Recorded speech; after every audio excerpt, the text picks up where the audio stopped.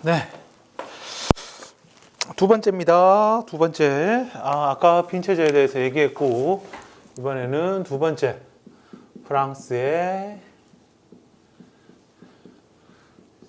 자유주의 운동에 대해서 이야기를 해보도록 하겠습니다. 프랑스는 내가 수업 시간에도 많이 얘기를 했지만 유럽의 어떤 트렌드를 주도하는 인싸 중에 인싸라고 이야기를 했습니다. 그래서 요 프랑스에서 일어나게 되는 이런 운동들이 전 유럽에 영향을 많이 끼치게 되는데요. 그 첫 번째로 나오는 게 7월 혁명이라고. 1830년에 일어났던 7월 혁명이라는 사건이 있습니다. 자, 프랑스는요, 나폴레옹 이후에 빈 회의의 결정에 의해 가지고 어떻게 이 부르봉 왕조 얘들이 복귀를 하게 되죠. 그러면서 루이 16세 프랑스 혁명 때 처형되었던 루이 16세의 동생이었던 루이 18세가 즉위를 하게 됩니다. 그러면은 선생님 루이 17세는 어디 갔나요? 16세 아들 17세가 원래 있었는데요. 이거는 프랑스 혁명 때 이제 프랑스의 귀족들이 끝까지 저항하기 위해서 루이 16세의 아들이었던 루이를 왕으로 세우죠. 루이 17세라고. 그래서 이 친구는 나중에 그래가 프랑스 혁명군한테 붙잡혀가지고 감옥살이 하고 이러다가 어린 나이에 죽어요. 10살인가 11살인가 그때 죽거든요. 네, 17세는 그렇습니다. 그래가지고 잠깐만 이따가 가는 거예요. 비슷한 예가 나폴레옹 2세 같은 경우에도 그거랑 비슷해요. 네, 어린 나이에 어떻게 보면 등 떠밀려가지고 이제 왕이 돼가지고 중간에 비는 거죠. 그래서 이따 요 시간 마칠 때쯤 되면 한 나폴레옹 3세라고 나오는데 또 질문할 거예요. 선생님 그럼 2세는 누구인가요? 있어요. 있는데 워낙 짧아가지고 그냥 넘어가는 겁니다. 자, 어쨌든 부르봉 왕조 루이 16세의 동생이었던 루이 18세가 왕이 돼가지고 다시 정치를 하고요. 루이 18세가 죽고 나서 그 동생이었던 샤를 10세가 다시 왕자리를 이어받습니다. 근데 문제는 이 친구들의 정치가 이거였다는 거죠. 역사의 흐름에 반하는 그런 정치였다 하는 얘기입니다. 역사의 흐름에 반한다는 건 무슨 얘기냐 하면은 이미 지금 프랑스의 국민들은 프랑스 혁명을 통해 가지고 이제 자유라든가 이런 점에 있어 가지고 맛을 봤단 말이에요. 근데 얘들은 그런 거에 아랑곳하지 않고 옛날의 왕들처럼 하려고 했다는 거죠. 예를 들면 이렇습니다. 의회를 해산하고 언론을 탄압하고 손 시려. 그 다음에 귀족의 권한을 높이고 선거권도 제한하고 요런 등의 조치가 프랑스 국민들을 자극한 거고요. 결국 프랑스 시민들, 프랑스 정확히 말하면 이제 파리 쪽입니다. 이 파리의 시민들이 봉기를 일으켜 샤를 10세를 쫓아내고 입헌 군주제를 수립하게 됩니다. 그냥 똑같은 왕이에요. 똑같은 왕인데 다른 게 있다면 얘들은 그 왕권을 제약할 수 있는 법이 있다는 거고 요거는 그 전에 거는 요런 장치가 없다는 거다 하는 얘기입니다. 결국 이 입헌 군주제 때문에 7월 왕정이라고 프랑스 역사에서 7월 왕정이라 부르는 입헌 군주제가 들어오게 되는 겁니다. 요 시기의 특징은요, 의회 이런 게 있으니까 선거는 하죠. 선거는 합니다. 선거는 해요. 뭐 왕을 선거로 뽑고 뭐 이런 건 아닙니다. 제한 선거. 돈 있는 애들은 선거권을 가집니다. 투표권을 가지죠. 이게 대략 얼마 되느냐 하면은 대략 좀 돈 좀 있는 애들, 유상계급 한 16만 정도? 뭐 프랑스 인구가 2,500만 가니까 아직 뭐 0. 몇 프로밖에 안 되는 거지요. 그래가지고 이제 새롭게 왕으로 데리고 온 사람이 이제 루이 필리프라고, 이 루이 필리프가 왕이 됩니다. 이 루이 필리프는 옛날 그 태양왕 루이 14세의 그 동생 쪽 집안이에요. 예, 그래서 루이 필리프가 왕이 되게 되었다. 어쨌든 7월 혁명의 결과, 그 전에 이 얘들이 쫓겨나고 이제 입헌군주제를 통해 가지고 새로운 왕인 루이 필리프가 왕이 되었다. 그리고 선거권이 주어집니다. 선거권이 주어지는데 이때 선거권은 유산계급 16만 명 정도에게만 주어지는, 뭐 그렇게 뭐 의미가 깊다라고 부르기에는 좀 그렇다 하는 이야기입니다. 자, 이게 여러 군데에 영향을 줍니다. 특히 이제 대표적으로 영향을 받은 게 벨기에에서 독립을 하게 돼요.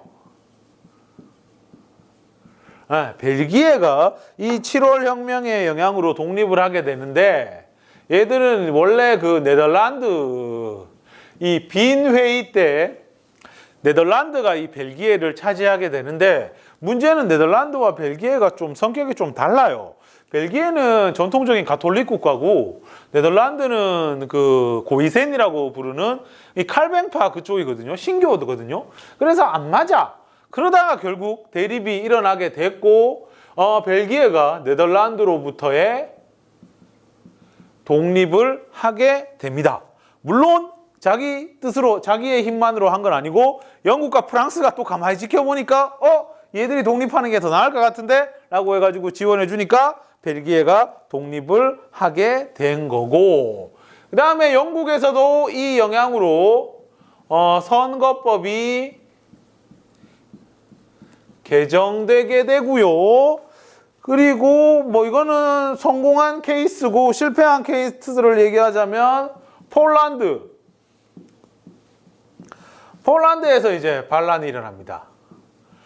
폴란드가 이때 당시에 러시아의 간섭을 받고 있었는데, 폴란드에서 반란이 일어났으나 러시아에 의해서 진압당하게 되고요. 마찬가지로 이탈리아와 독일, 하여튼 이탈리아 독일은 계속 나옵니다. 왜냐하면 이탈리아 독일이 지금 이때 당시에 얘들이 지금 통일도 해야 되고, 뭐 통일, 얘들은 지금 다 찢어져 있어가지고 얘들이 이제 성장을 하기 위해서는 통일이 이게 과제고, 이 통일이 과제라는 걸 다 알아요, 사람들이. 근데 이거를 갖다가 주변 국가에서 계속 탄압을 하는 거죠. 그래서 이탈리아 독일에서도 이 비슷한 운동이 일어났으나 실패로 돌아가게 됩니다. 이탈리아 같은 경우에는 오스트리아 애들이 진압에 나섰고요. 독일에서도 뭐 하여튼 반혁명 군대가 결국에는 이기게 되었다 하는 그 얘기입니다. 그게 이제 7월 혁명이고요. 그 뒤로부터 해가지고 7월 혁명이 있고, 계속해서 이제 노동자라든가 사회주의.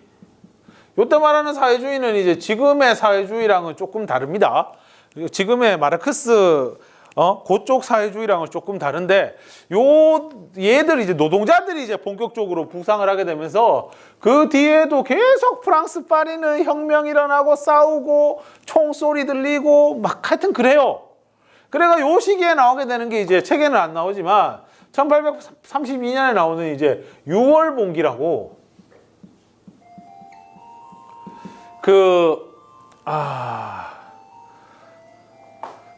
뭡니까? 그 레미제라블. 네, 레미제라블이 아니고 레미제라블. 우리가 흔히 장발장이라고 알고 있는 요 작품의 무대, 이걸 가지고 프랑스 혁명이라고 사람들이 많이 오해를 하던데, 요거는 사실 뭐 교과서에 안 나오는 1832년에 있었던 6월 봉기라고, 뭐 프랑스 혁명이나 이런 거에 비해서 규모가 좀 작은데 요 시기를 나타낸 작품입니다. 하여튼 이거 비롯해 가지고 여러 가지 계속 프랑스 파리에서는 봉기가 계속 일어난다 하는 거고, 이 7월 혁명하면은 또 알아둬야 되는 게 이 들라크루아라는 유명한 화가가 그린 그림이 있어요. 그 민중을 이끄는 자유의 여신이라고 해가지고 민중을 이끄는 자유의 여신이라고 이게 지금 2학년 6반에 옆에 액자에 붙어져 있습니다. 네, 하여튼 자유의 여신이 그 프랑스 그 삼색기를 들고 막 이렇게 가는 뭐 그런 거를 이야기를 합니다. 자, 그리고 이제 어쨌든 루이 필리프에 의한 이제 입헌 구조정이 시작이 되는데요. 한 번 더 일어납니다. 그게 1848년에 2월 혁명이라고. 선생님 헷갈리기 시작해요. 당연하죠. 시험에 많이 나오거든요. 이 부분이. 자, 1848년 2월입니다. 기본적으로는 이거예요. 선거권 확대 요구. 7월 혁명 이후에 선거권을 가질 수 있는 사람이 16만 명밖에 없었다는 얘기예요. 프랑스 인구가 2,500만인데 16만밖에 안 됐다. 그래가지고 이때 당시에 전국적으로 이제 연회라고 부르는 프랑스에서는 요거를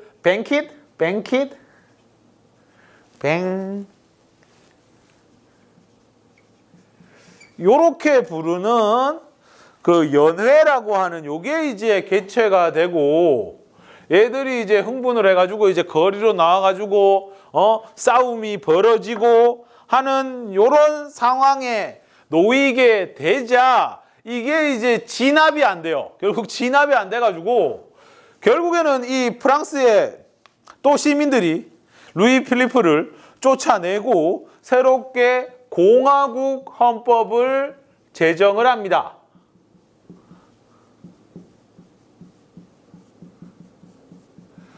요게 이제 프랑스 역사에서 제2공화국이라고 부르는 거예요.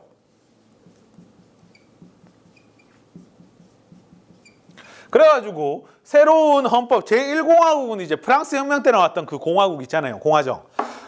뭐 국민공회 나오고 막 그랬던 그때를 제1공화국이라고 하고요. 그 다음에 이거는 제2공화국이라고 하는데 새로운 헌법에 의해 가지고 이때 대통령을 뽑는데요. 이때 대통령으로서 요때 당시에 이제 선거권이 많이 늘어납니다. 940만 정도가 선거권을 가졌다고 하고요. 그러니까 뭐 성인 남자 웬만하면 다 받았다고 보면 돼요. 이 새로운 헌법의 결과 투표를 해봤더니만 루이 나폴레옹이라고 그 전에 나왔던 나폴레옹의 손자 미안합니다. 손자 아니에요. 조카였던 루이 나폴레옹이 프랑스의 대통령으로 즉위를 하게 됩니다. 네. 루이 나폴레옹이 대통령으로 즉위를 하게 됩니다. 자, 요 2월 혁명의 결과도요. 여러 나라에 영향을 끼치는데요. 독일에서는 3월 혁명이라고 혁명이 일어났는데 실패를 해요. 실패를 하는데 이 실패하는 과정에서 독일에서 이런 게 있었어요. 우리가 지금 독일과 이탈리아는 통일이 목표라고 했잖아요. 나라가 다 찢어져 있으니까 우리가 통일을 해야 되는데 어떻게 통일을 해야 되느냐 하면서 이때 당시 대독일주의와 소독일주의라고 하는 두 개의 주장이 붙었어요. 대독일주의는 오스트리아를 중심으로 합치자. 소독일주의는 프로이센으로 중심으로 합치자라는 건데 이때 당시에 프로이센 중심으로 통일하자는 데에 모든 공감대가 형성이 돼요.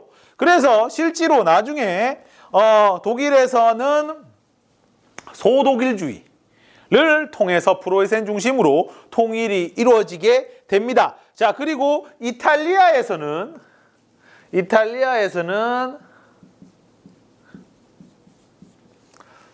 마치니라고 이 사람이 청년 이탈리아 당이라는 걸 조직을 하는데,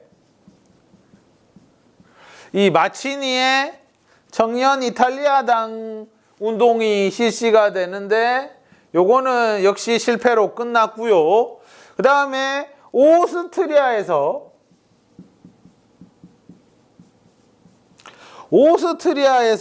그 3월 혁명이 일어나서 결국 3월 혁명의 결과 당시 오스트리아의 재상이었던 메테르니히가 쫓겨나게 됩니다. 쫓겨나게 돼요. 네, 실각하게 됩니다. 그러면서 전에 얘기했던 빈 체제가 붕괴하게 되지요. 하지만 3월 혁명은 결국엔 이거는 실패를 해요. 실패를 합니다. 결국에는 반혁명 군대가 몰아쳐가지고 결국에는 혁명에 실패를 하게 되는데, 그 여기서 말하는 혁명이라는 게 뭐 프랑스처럼 이렇게 선거권을 확대하고 뭐 공화정을 만들고 왕과 귀족들을 쫓아내고 뭐 이런 거예요. 네, 그러니까 왕과 귀족들이 이걸 갖다가 이제 반대하면서 이제 탄압을 하는 거지요. 네. 어쨌든 이렇게 해서 이제 2월 혁명도 전 유럽에 영향을 끼치게 되고 결국 빈 체제를 무너뜨리는 역할을 합니다. 그러면 그 뒤에 프랑스 역사는 어떻게 되느냐면은 이 루이 나폴레옹이 나중에 셀프 쿠데타라는 걸 일으켜가지고 황제가 돼요. 요 시기를 나폴레옹이 황제됐던, 그 전에 나폴레옹이 황제됐던 그 시기를 제1제정이라고 하고, 그 조카였던 루이 나폴레옹이 황제되는 거를 제2제정이라고 하거든요. 그래서 이 제2제정은요, 루이 나폴레옹이 셀프 쿠데타를 일으켜가지고 뭐 의회를 해산하고 뭐 이렇게 하면서 제정, 이제 황제 국가임을 다시 선언을 하게 되고, 본인은 나폴레옹 3세가 됩니다. 요게 대략 1852년부터 1870년까지 약 18년 동안 이 친구가 프랑스의 황제를 하게 되는데요. 뭐 도시 계획을 하고, 요 말하는 도시 계획이란 건 뭐냐면은 프랑스의 수도인 파리가 워낙 오래된 도시고 뭐 개발이 뭐 질서 있게 이루어진 게 아니라서 막 삐뚤삐뚤삐뚤하고 막 이렇거든요. 길이 막 꼬불꼬불꼬불하고 그래요. 우리가 알고 있는 뭐 어디 뉴욕이라든가 뭐 그런 데 가면은 길이 쫙쫙쫙쫙 뻗어 있잖아. 쫙쫙쫙쫙 이렇게 바둑판식으로. 이게 아니고 완전 난개발 지역이라서 골목 엄청 많고요. 그래서 왜 프랑스에서 이런 일들이 많이 일어나냐고 하니까, 얘들이 시위를 하다가 뭐 군대가 됐건 경찰이 됐건 뛰어들면은 이거를 잡을 수가 없어요. 얘들이 막 골목골목마다 숨어버리면은 찾지를 못해요. 그랬는데 이제 이때 루이 나폴레옹, 그 나폴레옹 3세가 이때 당시에 도시에 뭐 불이 났나, 뭐 파리에 뭐 화재가 났나, 뭐 하여튼 도시 계획을 이제 새롭게 수립을 해가지고 파리를 갖다가 이제 지금은 보면은 바둑판식은 아니더라도 쫙쫙쫙 방사형으로 이렇게 뻗어지게끔 좀 골목이라든가 이런 걸 좀 정비를 하거든요. 그래서 요 이후로 해가지고는 예전만큼 이렇게 혁명하고 이런 일은 많이 줄었어요. 하여튼 도시 계획 뭐 이런 걸 하는데, 기본적으로는 이 루이 나폴레옹이 나폴레옹 3세가 그다지 능력이 뛰어난 인물은 아니었어요.